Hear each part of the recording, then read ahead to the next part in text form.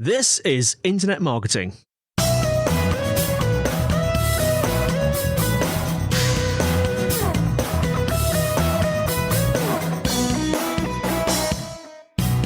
Hello and welcome to the Internet Marketing Podcast brought to you by SiteVisibility. I'm your host, Scott.colenutt, and with me today is Dave Fink, CEO of Postie. And we're going to be discussing how to integrate direct mail with digital marketing. Dave, I want to say thanks for coming on the podcast today. We were just discussing that it's December. Things are really busy. It doesn't matter if your agency side, particularly in marketing, you will share this sentiment that Dave and I were just discussing. And it feels like you're spread very thin. Sometimes you feel like you need two of you to complete all of your work. You're doing your business as usual activities, and then you've got your yearly planning on top of that. So if you're listening, I appreciate that you're spending time listening and being with me. And Dave, I appreciate you being here too. So thanks and welcome to the podcast. Thanks for having me. Yeah, glad to be here. No problem. So I know you have a storied career in marketing, and I'd like you to maybe just describe a little bit about your history, and in particular, specifically when direct mail came into your repertoire of skills. When did it come onto the horizon in your career? Those are great questions, and I appreciate you giving me the chance to share a bit. So I think for me, what's been fascinating about my career is that I've had the opportunity to be involved in building businesses, both on the brand side, taking new kind of disruptive product ideas directly to consumers, typically through internet first based businesses. And then I've also spent pretty much 50-50 of my time building marketing technology platform-based businesses, all with a focus of how you help brands grow both through acquisition marketing and CRM and various growth capabilities.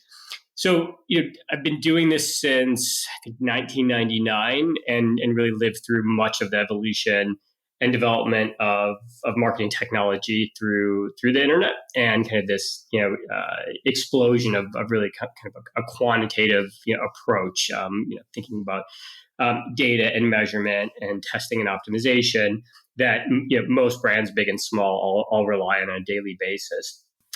So throughout the years, I've had the opportunity to develop some experience working in pretty much every digital channel, right? And back in the day, it was email and traditional banner advertising, and then that became programmatic, and there was the explosion of social and video and content marketing.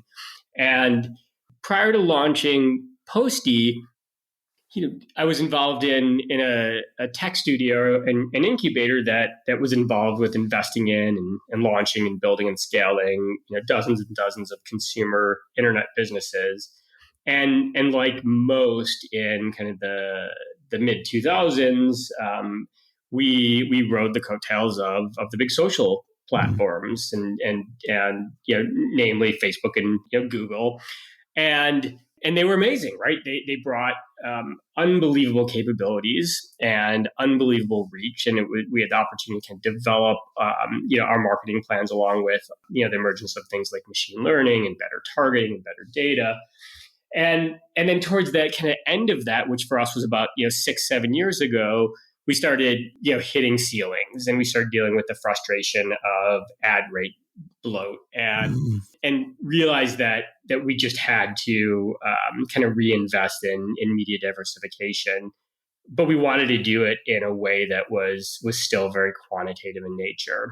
And for us, that led us through this exploration of what are the other digital channels that are scaling and that have similar capabilities that we're able to kind of engage with those platforms similarly to search and social. And at that point, there really wasn't anything else that was scaling and worth the time. Snap was just getting started and didn't have an ads platform. There was no TikTok. And so we started spending more time looking for offline channels that we could re-engage with. And the one channel that caught our attention that we thought could behave more, kind of similarly, and we can engage with similarly to how we do our digital channels, was direct mail. And we can go into a little bit, why that was the case. But for us, that commitment really came about 6-7 years ago. And for you personally, did you always have an interest in direct mail? Because you talked that up until that point, you had a lot of experience in online aspects of marketing, but had you had any experience in some of those offline disciplines as well? I definitely did. It was kind of peaky, throughout my career, where typically it was, jumping into learning how to launch TV campaigns or radio campaigns. Direct mail was in that bucket as well. We were certainly building brands that were leveraging our knowledge and how to infiltrate emerging platforms before other competitive, brands in our spaces were able to do so. And that was always kind of one of our superpowers. But certainly before there was a Facebook and Google, digital wasn't enough to build a big business. And so, we certainly, and I spent quite a bit of time, in traditional offline channels. We just thought about them really differently, right? Whereas in digital, we were thinking really strategically about understanding audiences and how to engage them directly, and how to use segmentation and multivariate testing to understand what messaging or what frequency, or how to uniquely speak to different segments within our customer sets. But on channels like TV and radio, you don't have those, or at least back then, you didn't have those same targeting and segmentation capabilities. It wasn't really feasible to be running dozens and dozens of different messages to kind of speak uniquely to different segments. Direct mail was always one of those channels that was possible in, but the tools and capabilities of the channel were a little bit slow to evolve, and so the executional capabilities were limited, making it a channel that behaved probably more similarly, somewhere in between digital and a traditional offline media channel. And for you personally and the team that you were working with at the time, how difficult was the skills adjustment? So are the skills required to be a generalist digital marketer similar to those needed to be a direct mail marketer? Is there a crossover of those skills, or is it quite a niche discipline that requires specific training, would you say? Well, I think there's been an evolution in marketing that has, I think, changed the framework of skills necessary to be good at your job. So, if you look back 15, 20 years ago, almost all CMOs in businesses were more had come out of the camp of really brand and brand development. It was, storytelling and controlling the message and brand position. If you look today, there's a blend of that, but it's certainly, I think, the CMO role is a quantitative role first. It's understanding data and audiences and how to take control in a more predictive way. The other thing that kind of changed at the executional level was, there was a time when media buying was more a game of sales. It was negotiation and kind of the deal, right? It was two humans negotiating out the ad placements and the scope of the deal terms and the rates. You were negotiating value adds and make goods and things like that. And if you fast forward to today, most media is bought programmatically. There still are traditional offline channels that are not bought that way, but when you look at the size and scope of digital, and then you look at channels like direct mail, and you look at the evolution of TV and addressable and connected, that's all data driven, and that's programmatic and based on performance KPIs, not showing up and sitting around a table or a dinner table and trying to negotiate out and haggle terms. And so I think the skill set really has evolved to, you need to understand data, you need to understand your first party data and what is resonating in the marketplace. You can't lose sight of brand, and that's an important complementary component to driving authenticity But if you don't have that quantitative understanding of kind of all aspects of marketing, it's going to be a challenge for you. And data, you mentioned data a couple of times there, and really the marketing sophistication or marketing intelligence that's available to companies now, and perhaps that being something that's changed a lot over the last 7 years.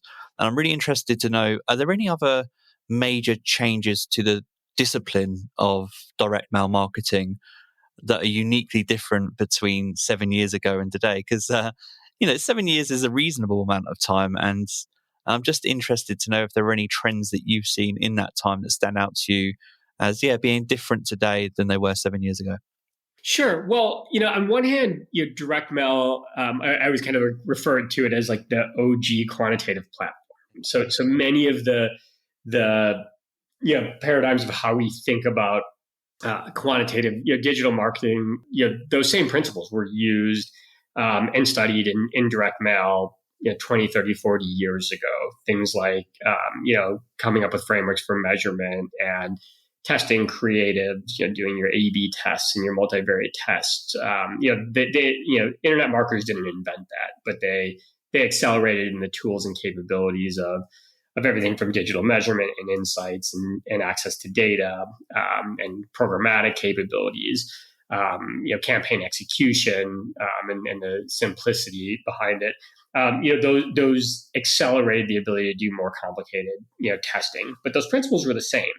However, in direct mail, what blew my mind when we set out to explore the channel, again a number of years ago, was that for the most part, the way that you execute direct mail campaigns then, again, call it 7 years ago, what was almost exactly the same as how you would execute direct mail campaigns 20 years ago or 30 years ago. And it was that understanding who to pick up the phone and call to source paper from, or to buy a list from, or what agency could help you harness the power of some smart humans and put together some strategy.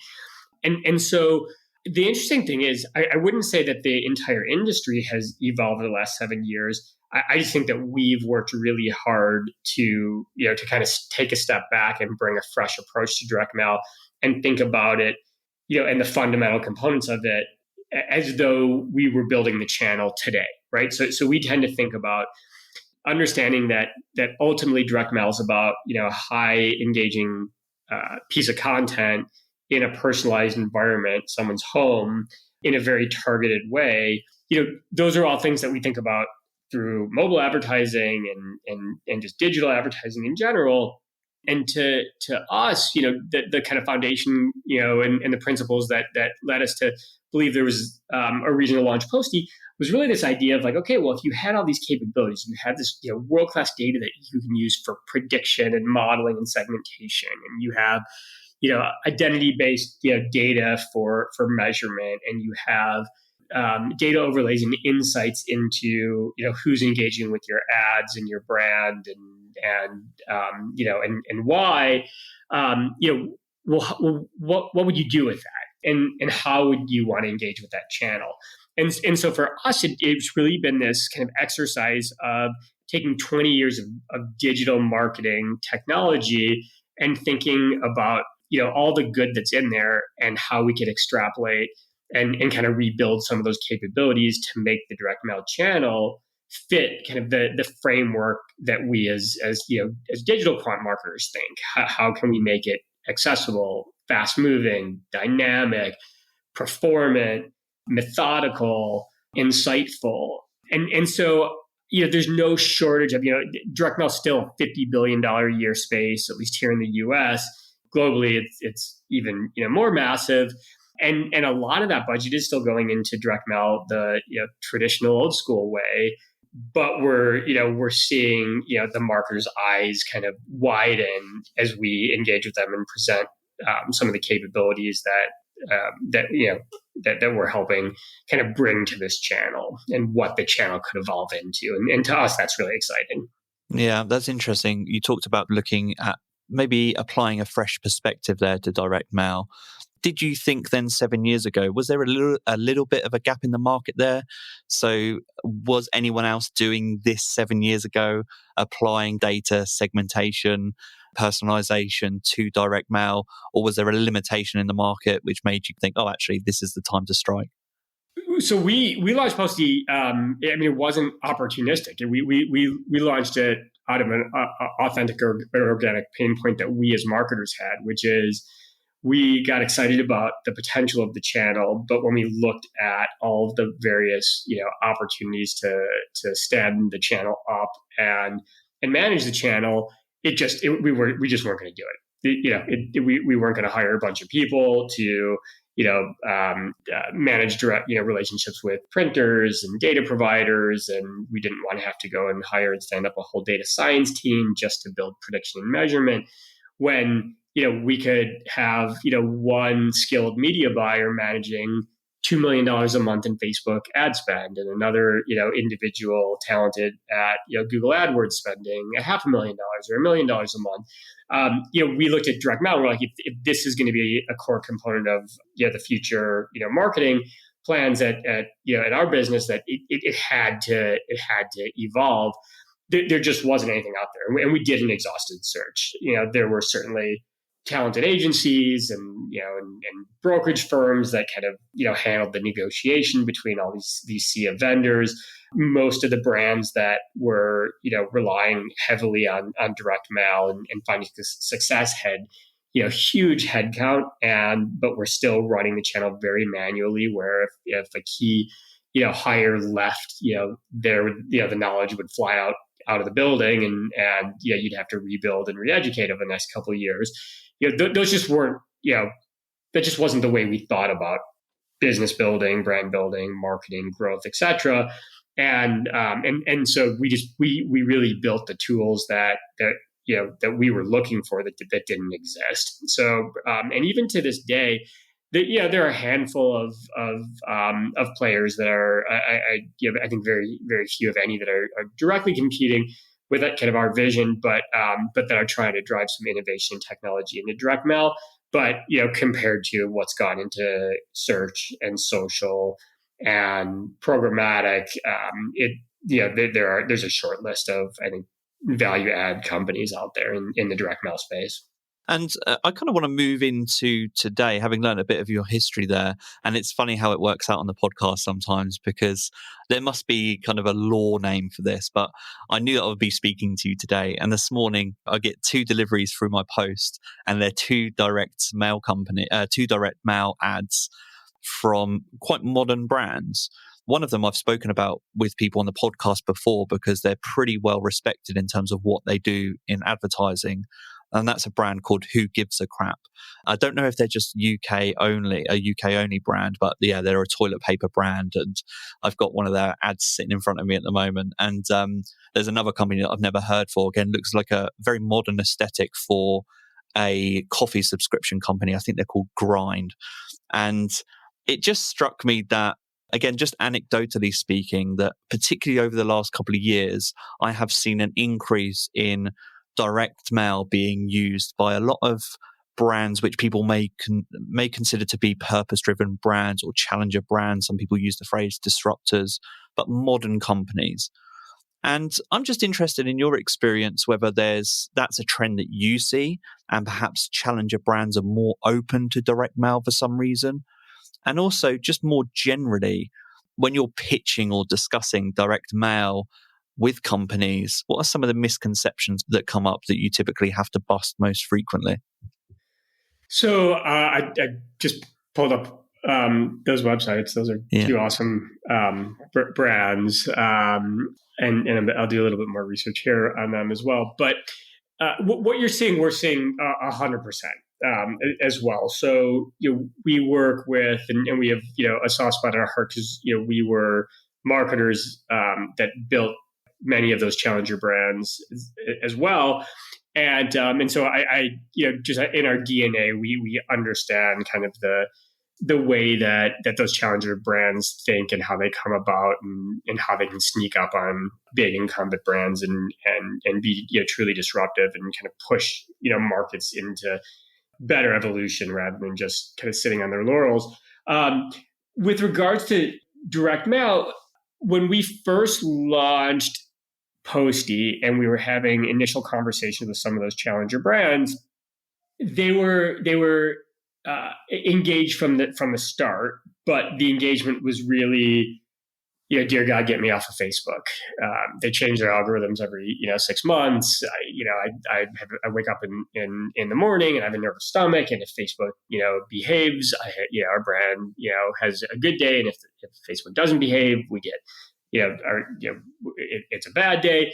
And there's obviously a lot of good on working with those kind of big scalable social platforms, but there's a lot of evilness in there too that have given us all heartburn. And so when we would present this idea that imagine a world where you could you had a channel that reached the entire addressable market, that was data driven, that allowed you to be highly targeted, that was measurable, and that that performed at a very high level, would that be interesting to you? And everybody was like, amazing, like please bring it. What is it? And then we'd start talking about direct mail. And again, this was in the very beginning, almost a decade ago. I think the initial reaction was like, oh, that's really interesting. I hadn't thought about it. It's not a channel that I would have thought of in the same, kind of quantitative vein. But when we start walking them through the capabilities of the channel and what, the technology behind Postie enables, it quite frankly, it was really to get these these challenger brands to engage with us. Fast forward to today, I think both us and just even some of the traditional direct mail providers out there have done such a good job, driving engagement and awareness of potential value of the channel that I can't remember the last time one of our sales team members, engaged with a challenger brand, and they were, anything but aware that direct mail was a powerful channel and could be run quantitatively and effectively. I think to this day that there's still kind of this mic drop, mind blowing moment when a challenger brand, actually demos the Postie platform and realizes that they can execute and run and scale and optimize this channel, right in front of their computer with the same, robust tools and insights that they have on any of the social or search or programmatic, channels or, email or SMS, etc. So with that in mind, I think what you're probably seeing is that these challenger brands who were built on, kind of a DNA of insight and data and measurement and, knowledge are finding, their ways to the direct mail channel and acting really smartly about how to, target and speak, consistently to their audiences through DM, no differently than they're doing through any other channel. And so I just don't see that slowing down.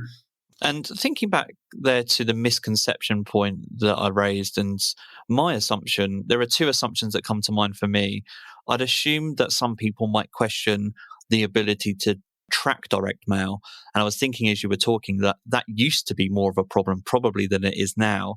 And in my naivety, I assumed that tracking return on investment from direct mail campaigns would be quite easy, because I assumed that a lot of you can use landing pages or codes that directly tie in with the geolocations in which you're advertising. So is that a fair assumption that maybe people think that it's difficult to track, but it's not? I don't know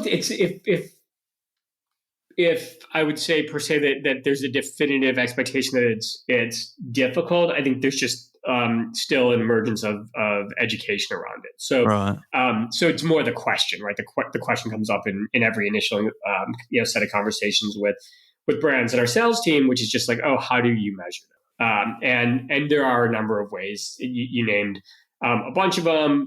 Most brands have invested in kind of their own identity mapping, and so with direct mail, one of the things that is, I think, will emerge as a tremendous value add here as things like the deprecation of the cookie becomes a reality, and it becomes harder or impossible in some cases to track and measure using just digital fingerprints. Direct mail starts with a physical address. right? You have to tell each, postal service where where this piece of mail is intended to go. And if you're a brand that's capturing, shipping data or billing data or, customer loyalty data, you're capturing that same data on, a conversion event, and then therefore that data can be matched back really cleanly to a recipient of a specific, ad through direct mail. And that also leads me to kind of the next assumption of mine, which I assume is a question that you get, and I'm curious to know if it is, and that's knowing where to target. So particularly in, say, the US, where you have so many different states and cities, I appreciate that might be a complex process, but is there a way to summarize your approach to the research and knowing where brands are likely to get the best results from direct mail? How do you go through that process? That's a crux question. Super insightful, and we see that easily 60% of or more of the success of any direct mail initiative stems from targeting and understanding how you should be speaking to and who you should be speaking to. The beauty of what can be done in quantitative marketing channels, direct mail included, is that brands have more insights and more first-party data at their fingertips than ever before. So, especially brands that have data collection as part of their consumer engagement, whether it's a direct-to-consumer brand, any brand that has access to first-party data on their customers and prospects can leverage that data to provide insight, to think in terms of not just our entire customer pool, but what are the unique, kind of groupings or segments within our customer pools.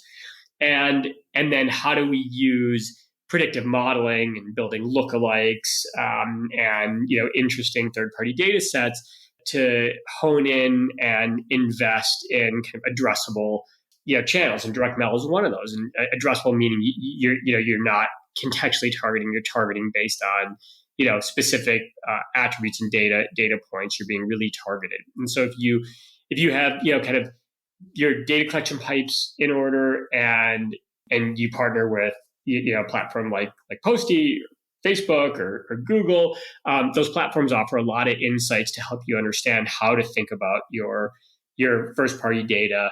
And then each of these channels has access to lots of data that can be used to build predictive models, lookalikes, et cetera, to help you, really effectively and in a kind of razor focused way, get better and better and better at tailoring, the right messaging and frequency and strategies and offers with those segments that are most likely to be responsive.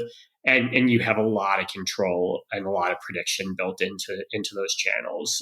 And direct mail is, offered those capabilities at a very high level, broad level for years and years and years. It's just historically been kind of clunky and slow moving and limited. Nowadays, there's been the invention and evolution of machine learning and much more complex ways to leverage data for in algorithmic ways to just get better and better at your targeting and driving performance.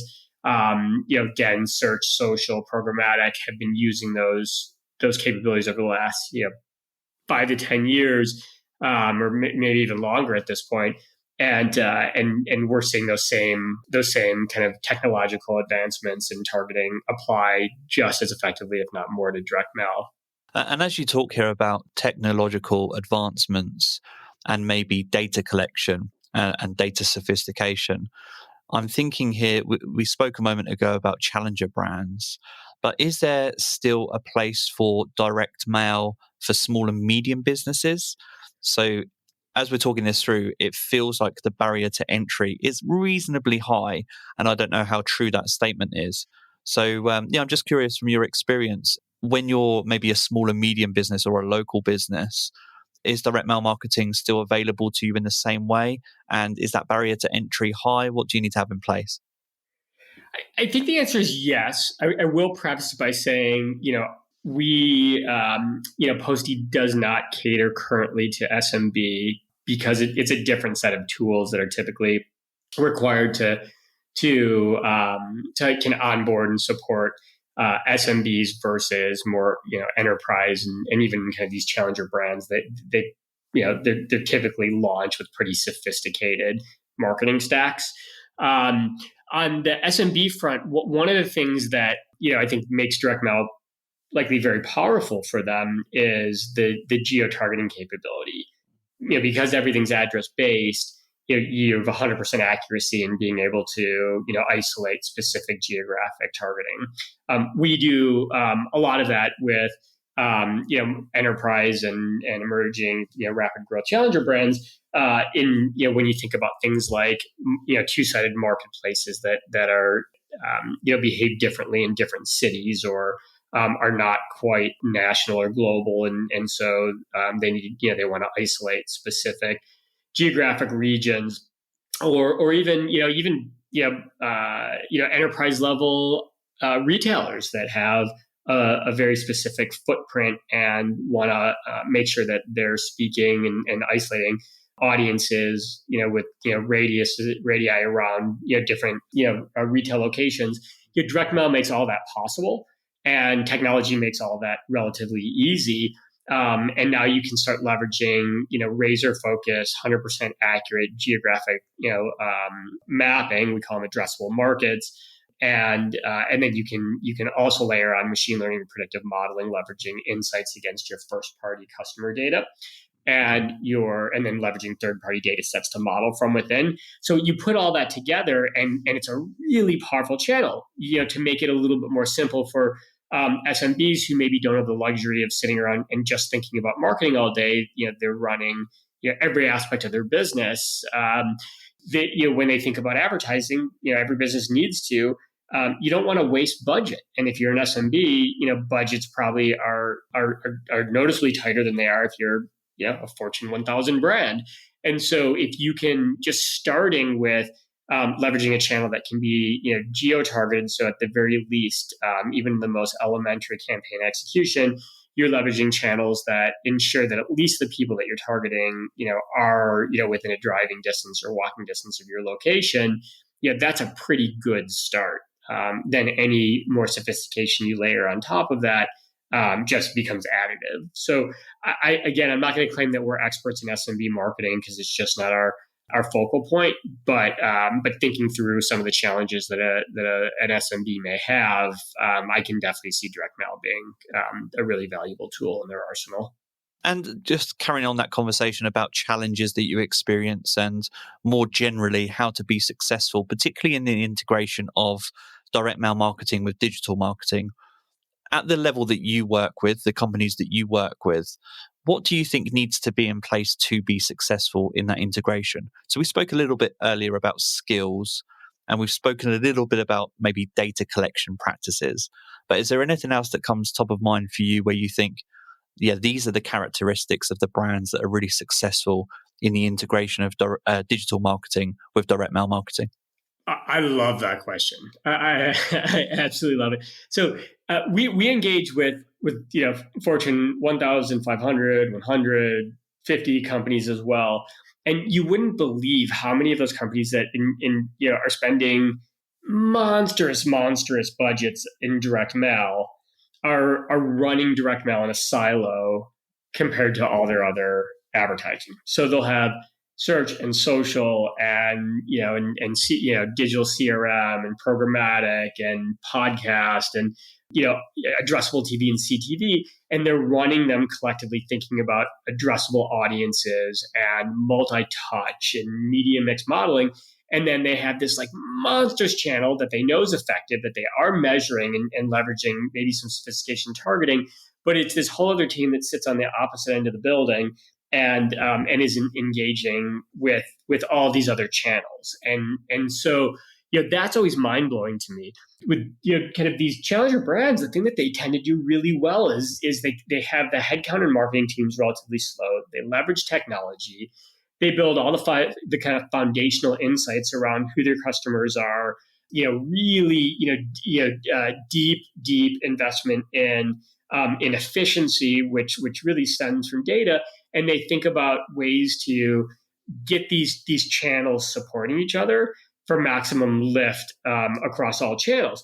And so, like a really elementary exercise that we do all the time with brands is, a lot of these digital, challenger type brands will come in and their initial perspective will be like, great, we generally understand kind of the targeting and the segmentation and setting up campaign structures, but like we don't know anything about designing direct mail ads. And like the first thing we'll do is we'll say like, we'll like, don't think about it as designing direct mail ads. Think about it as just, using direct mail as a way to continue to amplify and reinforce, your marketing message that you already know works in other channels. So we'll sit with them and we'll pull up their Instagram account and we'll just go image by image, post by post, looking for what posts get the highest engagement. And we'll help them start thinking about like, why is this post getting more engagement than that post? Okay, let's incorporate those elements into your direct mail creative.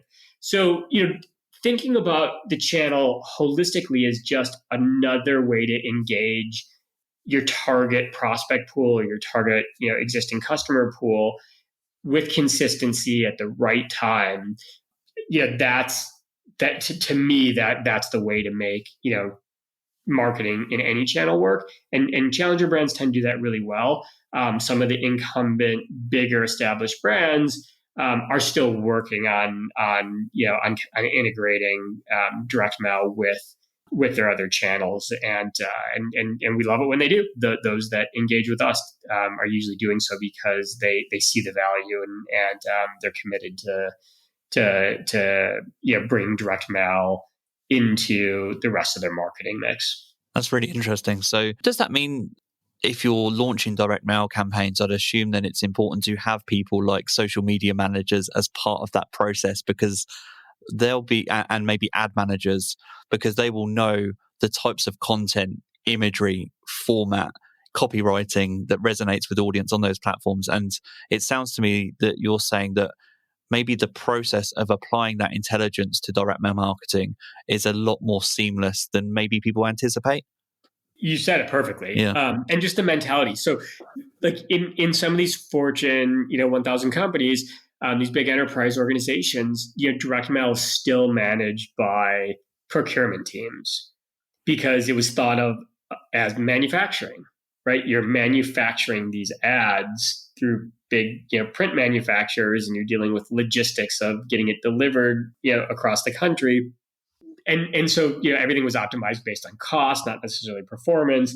But in these other channels, right, brand development and social media marketing and content and digital quant channels, it's the opposite. It doesn't mean that like cost optimization and execution aren't important. Of course they are. But, getting a Facebook ad published isn't like the win. The win is, are you growing your business? Are consumers engaging? Are you efficient with your spend? Is it, can you run profitable, growth strategies? And so I love what you just said, which is, I don't care how big or small of an investment you're making in DM, or how big or small of a brand, or how big and small your entire marketing team and budget is. It absolutely should be a collaborative approach where you're bringing expertise, knowledge, and insights across all aspects of marketing to make each channel as strong as it can be, but also to play, a complementary role in your overall marketing strategy and budgets. And I think challenger brands do that really well, partly because they're oftentimes just working with fewer hands. They do, those teams tend to be small, highly technologically leveraged. And so it's easier to get, a team of 5 people interacting than it is to get a team of 100 marketing, headcount, interacting. And just to close out the episode and to really tie that up, I'm interested to know, and this can be a self-plug, a shameless self-plug of campaigns that you've worked on or brands you've worked with. But when you tie everything up that we've just been discussing today, are there any maybe recent or current direct mail campaigns that you've seen integrated with digital marketing really well? And again, that can be something that you've created and you recommend that listeners go and check out, or maybe just something that's fallen in your inbox and then you've seen online. It's a nice question. It's a little challenging because, we work with thousands of advertisers. We send hundreds of pieces of mail a month, and we're working across, tens of thousands of campaigns. Those campaigns are proprietary, data of those brands, and so I'm always very mindful and careful of what we share. I would say, talking more in kind of high level, the type of brands that find and campaigns that find the greatest level of success are those that have where the marketers understand that they're buying into a channel that takes some work, and they come into it with an appetite and confidence for testing and optimization. They're not showing up assuming that they know everything that's going to work and trying to control the process, but rather are looking and recognizing that, like, hey, that if they set up the structure and the framework for testing, which is, the right, commitment level, the right budget, the right openness, they're showing up willing to kind of share insights from other channels. They are, working kind of cross-departmentally. Those type of brands that launch, on the Postie platform, or just, I think, in DM in general, tend to make quick work out of finding success. And it's really this kind of mantra that we have internally that we try and impose upon, any brand that's on the Postie platform, which is, you got to give yourself, as many ways to win as possible. And that comes from a willingness to test, open-mindedness. There's got to be some level of budget commitment to be able to get, mathematically, appropriate, test cells out into the world and capture, data and measurement on it.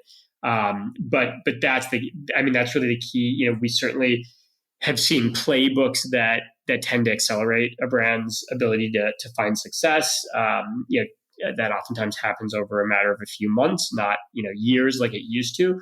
But what works for any one brand is going to be a little bit unique to them. And so therefore, having kind of a foundational framework or technology platform to be able to make testing optimization fast, easy, and accurate, that's to us, that's the recipe for success. Not any one specific tactic. What's winning, across 5 different advertisers that are direct competitors are oftentimes 5 completely different things, just different for their brand. You just said you've got to give yourselves as many ways to win as possible. So that's a really great way to close out the episode, because if people want to win with direct mail marketing, and particularly the integration of digital marketing and direct mail marketing, where can they find you and Postie? Sure. So Postie.com, it has a wealth of information, kind of knowledge on the channel, capabilities, case studies, etc. That is a great place to start. We have a lead form, and we are pretty good about connecting with anybody who fills out that form same day. I'm most easily reachable through LinkedIn, and then certainly my email's fine, which is just the letter D @postie.com. Wonderful. Thank you so much for your time, Dave. I know that you're really busy. Happy holidays to you as well in closing. And thanks so much for your time today. This has been the Internet Marketing Podcast. Take care.